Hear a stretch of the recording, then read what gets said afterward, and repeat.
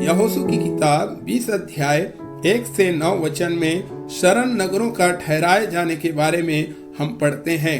परमेश्वर ने यहोशू को आदेश दिया था कि तुम्हें पूरे इज़राइल देश में 6 नगरों को चुनना है शरण नगर के रूप में। यदि कोई गलती से या अनजाने में किसी का खून कर दे तो वह अपराधी इन शरण नगरों में से किसी भी एक नगर में जाकर अपने प्राण को बचा सकता था।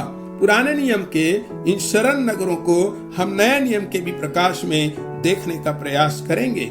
जिस प्रकार परमेश्वर ने यहोशू को आज्ञा दिया था कि यह शरण नगर ठहराएं ताकि कोई भी व्यक्ति अगर अनजाने में या गलती से किसी का खून कर दे तो वहां जाकर अपने प्राण को बचा सकता था, उसी प्रकार से नया नियम में प्रभु यीशु मसीह भी हमारा शरण स्थान है, हमारा गढ़ है और हम उसमें अपने आप को उस पर विश्वास करके हम हर प्रकार के दंड से बच सकते हैं। इन शरण नगरों के विषय में मैं 4 बातें आपको बताना चाहता हूँ। पहली बात है, यह पूरे देश के लिए प्रबंध था। यह जो शरण नगर बनाए गए थे, इसका प्रबंध देश के किसी भी कोने के व्यक्ति के लिए था। अगर उससे अनजाने में किसी का खून हो गया हो, चाहे वो किसी भी प्रदेश का रहने वाला हो, किसी भी गोत्र का हो, अगर वह इस नगर में जाकर अपने प्राण को बचा सकता था। उसी प्रकार प्रभु यीशु मसीह ने हमारे लिए प्रबंध किया है, उद्धार का प्रबंध किया है। और प्रभु यीशु मसीह ने जो उद्धार का प्रबंध किया है वो किसी विशेष जाति के लिए नहीं, किसी विशेष गोत्र के लिए नहीं, किसी विशेष भाषा बोलने वाले के लिए नहीं, परंतु संसार के सारे मानव जाति के लिए उसने उद्धार का प्रबंध किया है। प्रभु यीशु मसीह ने सारे मानव जाति के पापों का बोझ अपने ऊपर उठा लिया ताकि जो कोई उस पर विश्वास करे वह नाश ना हो, अनंत जीवन पाए। दूसरी बात है, इन शरण नगरों में हर व्यक्ति आसानी से जाकर बच सकता था। उसे कुछ भी करने की जरूरत नहीं थी, केवल उसको भाग कर जाना है और उस नगर के द्वार पर पहुंचकर वहां के नगर के लोगों को बताना है कि गलती से मैंने किसी का खून कर दिया है और इसलिए मुझे इस शरण नगर में आकर शरण लेना है। और उसको आसानी से वहां पे शरण मिल जाता था और वो अपने प्राण को बचा लेता था।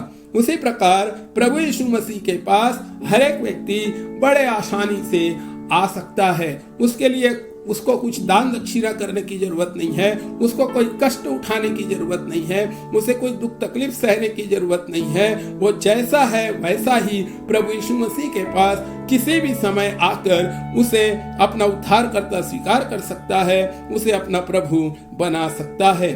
तीसरी बात है, इस शरण नगर के जो दरवाजे थे वो रात दिन बंद नहीं होते थे। अगर किसी ने रात में भी खून कर दिया तो रात को भी भाग के उस नगर में आके शरण ले सकता था, या दिन दोपहरी में भी आकर वो उस नगर में शरण ले सकता था। उसी प्रकार से प्रभु यीशु मसीह के पास कोई भी व्यक्ति कभी भी आकर उसे अपने जीवन का स्वामी और प्रभु करके ग्रहण कर सकता है।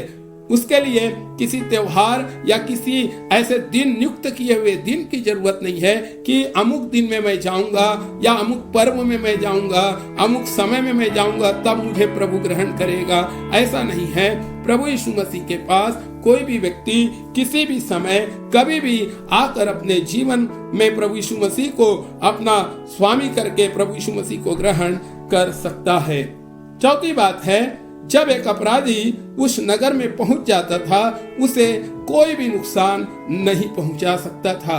अगर एक बार वो हत्यारा अगर उस नगर में पहुंच जाए तो उस नगर में घुसकर पलटा लेने वाला उसको मार नहीं सकता था।